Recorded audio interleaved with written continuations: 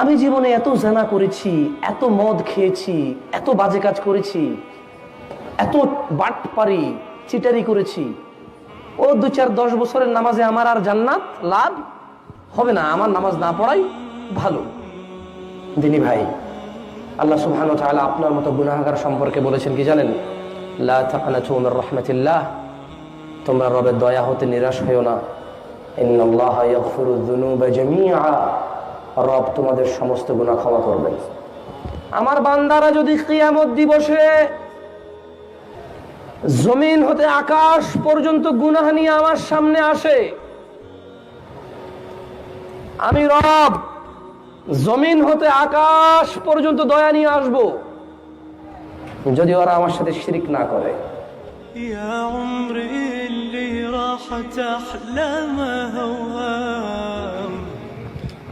যখন কোন বান্দা গুনাহ করার ইচ্ছা করে,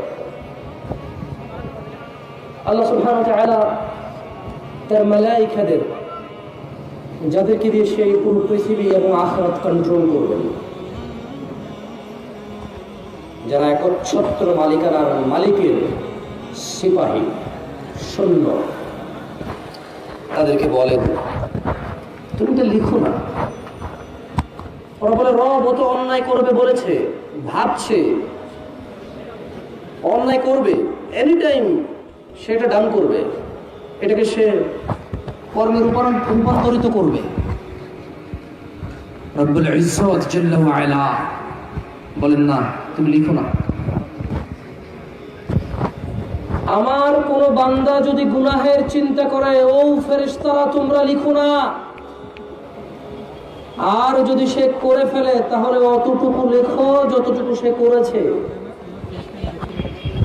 আর সে যদি গুনাহের চিন্তা করে গুনাহ না করে, তার বদলে নেকি লিখে দাও। সে আমার ভয় করেনি।